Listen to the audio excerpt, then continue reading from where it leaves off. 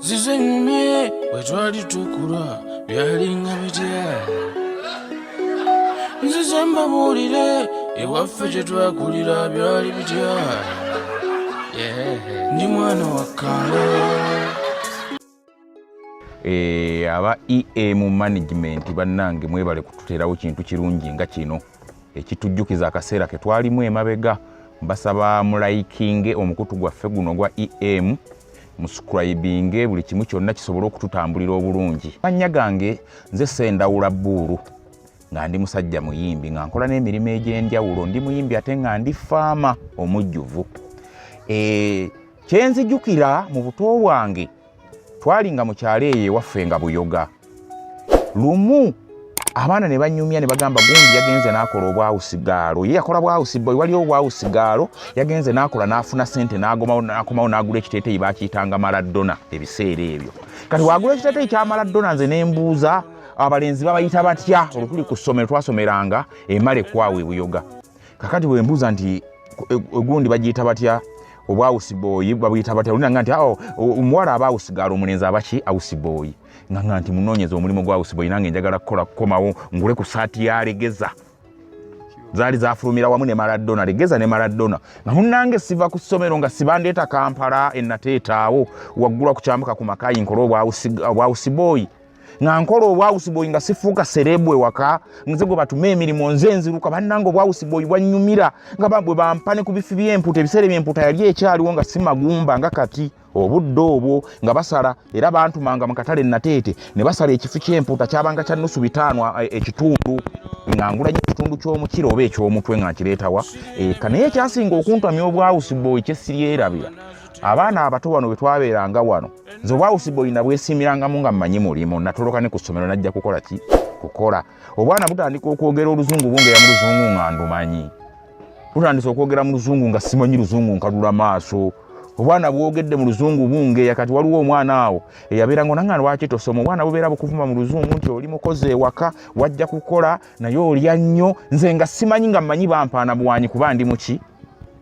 ndi mukozi ekintu ekyo siri kyerabira wadde olunaku n'olumu naye nabasereebu ne banjagala nnyo ewaka ngenda okukizuula nti kumbe nali matankane ng'empale z'aba 7 nga mpiseewo nga nsubiddwa ebirungi ebyokusoma wabula nga ndi ku kimu nkolerera amagumba ga mpuuta bifi bya mpuuta anti baalyanga ne banziriza ne balya ne banziriza ye ne bagamba nenga nti nze ali nzija ku bwawusiboyi naye ekyanzija mu bwawusiboyi ne kibuntamya naawe ali oba okola bwawusiboyi oba bwawusigaalo ng'okyalina omukisa ogusoma ddayo osome nze nkyanemye okusomera n'ensomako kitono loza nayagalanga nnyo ebyenfuna kaŋŋambe bwe ntyo. Ekirala kye siryerabira nze nakolako omulimu gw'okutunga engatto. Bwe nkola omulimu gw'okutunga engatto nava mu hoteri nga nkoye okwoza amasefuliya ekyazanga kati nva ekyazanga ngenda eri Antonde wali omukulu wange bagamba yazimbye n'ennyumba naye agizimbye mu kukola ki mu kutunga ngatto. Nva ekyazanga awo nakolanga awo mu hoteri ngenda eri Antonde ntunga engatto. Omukulu wange kye yampa ekiriwo yaŋŋandika kati ky'olina okukola ekintu eki nti olina kutwalanga abaana bano ku ssomero ne bagenda basoma bwe bava ku ssomero olw'eggulo ne bakusomesa bye bakoze eki bye basomye. Ne ŋŋamba abaana bano abatonze ndi mu myaka 12 abaana bano bali mu myaka 18 nze ndi mu 12 oba 13 ekiseera ekyo munnange ekyali kindese nali ngenda kutunga ngatto nga kyenjagala njigirize omulimu ogwo nga gufuna nnyo kuba yaguzimbyemu n'ennyumba. Omusajja yanjigiriza omulimu wa nabeeranga wali nga nkeera kuweeka mutabani we baamuyitanga Bbeeka bwe mutwala ku ssomero bwenzira naye lumu waliwo omuvuka baamuyitanga Kadogo omusajja oba akyaliyo eri Antonde eyo nga ŋŋamba nti kyogenda okukola nti jangu nkuyigiriza engatto nga bwonsigalira wano nga ŋŋamba nti ekyamuganda otajja kukuyigiriza ngatto nti ojja kuba omuyiseko kuba mujja kuba mukola omulimu gwe gutya teguliiko guleedi kyekimugana okukuyigiriza nga nva eri ewamukulu wange anzira wano okumanya nalina emikisa nze nalina emikisa buli mulimu gwenkola ngubaamu n'omukisa bwe banzija awo nga nzira wano bwe nva wali ng'ate nzija ku street wano ewa mukulu wange wennyini olwamaze wiiki takyandaba manyi nabula n'okubula yandabira awo ndi wali ntandise kubeera awo nga nze nkuŋŋanya engatto z'abakasitoma okumanya ebintu bizimu sente zaagalwa abalinga bagende wa mukulu wange wali okutungira ngamba yita banange bakasitoma mujje tubakoleko bakasitoma mujje tubakoleko tetwatandika kuwalaggana na mukulu wange ne tuwalaggana ebyaddala ne bitusobera kakati ne tubeera awo nenjiga okutunga engatto bakasitoma ne banjaga bagamba kana kanonga kangu yakagezi nnyo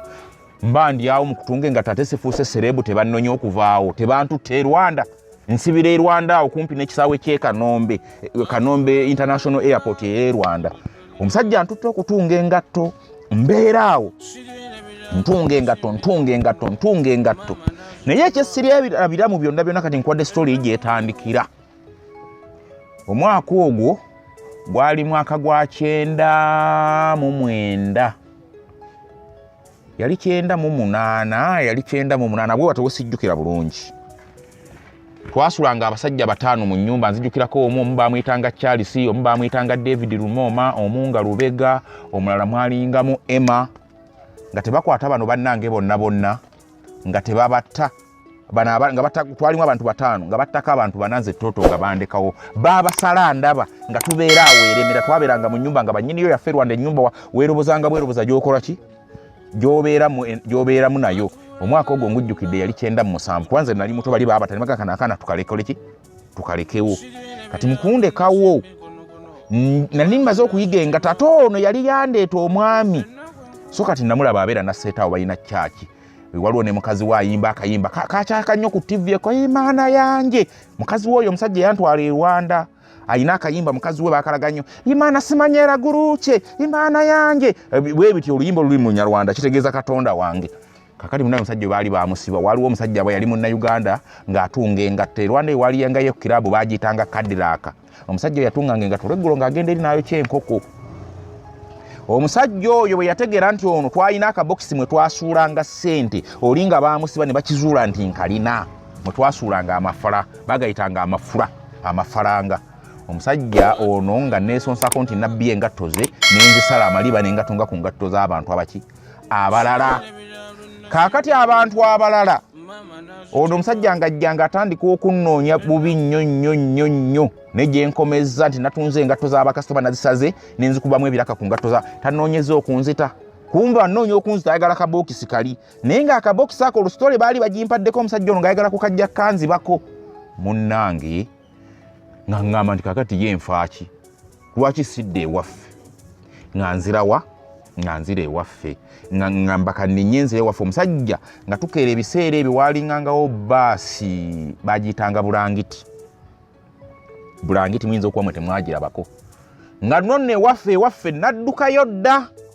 kati gye mpita ewaffe ye lyantonda ate eno gye naleka nkoloza ebikolobere wa mukulu wange gwe najjangako bakasitoma okutunga engatunga ewatuufu wakasiinaayo naye nga nkomawo gyensi inva e Rwanda oli yantwala bamusibye nkoma weeno nziruka oli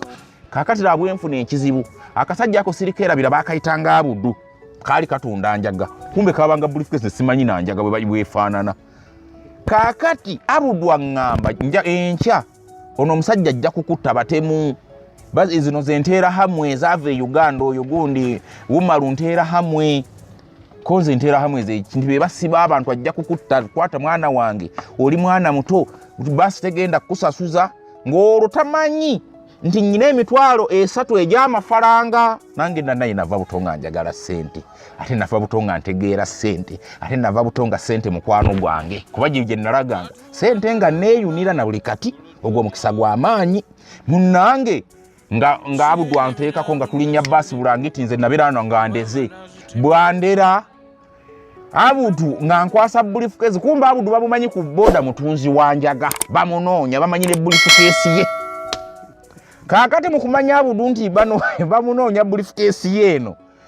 nange mba ndi awo saawa basi abanga saawa 9 ogw'ekiro tutuuka ku boda wali gondi ekagitumba ku saawa zabanga 12 ez'okumakya tuvudde e Rwanda twavanga sando zanga 9 ekakitumba tutuuka ku saa 12 kati Abuddu ye bwe yagira bw'ati ekigendererwa kye yali tamponya musajja oli wabula yali anneewonya tyaka gwali muzegwa ntere mwise ku boda olwatuka ku boda nga ntikka briefcase ng'abula saddamu kumulaba nga nnoonya Abuddu nze saavaamu nakumbuza nti biriwa nti biriwa kakati mba ndi awo nga ono Bumalu azza nnoonya mu basi n'abasajja abalala babeka ng'agamba nti atagende waliwo bulangi basi njeerabidde bama bagiyitangaani walingangawo eyo basi bagiyitanga bulangiti walingangawo simane basi bagiyitani njeerabidde wabanga basi bagiyitanga sitaya basi bagiyitanga sitaya basi ezo ezaaliwo ebisebe zigenda e Rwanda munnange nga neebika bulifikesi ye nga simanyi nti neetisse enjaga nga neetika bulifikesi ye ono omuyaga ku mutwe nga ngikwata wano nga bagamba atulina kanuunya ssente kaddusa nazo tulina kugenda mu basi olaabe bava eno nti nga bagenda ate mu eri basi sitaya nze nalimu eno bulangiti nga ye agenda mu eri sitaya okukola ki bannoonye munnange nga bagenda bulifikesi yo noogina simanyi kikola kikirimu kaakati tumusanga ate eno mu Uganda mu maaso oba waali Kabaale oba wasi kyabijjukira nga nti toto munnange omponyeza naye nange nkuwonyeza yo badde omanyi kyoyina nti okusumula ng'obusokoto bw'enjaga obuli muli obw'ebitundu ndi mwana wa kalo bakutuma ku dduuka ng'ogenda obuyimba n'otuuka obyerabidde ndi mwana wa kalo otya amazzo n'ababigere nga bakebera omugongo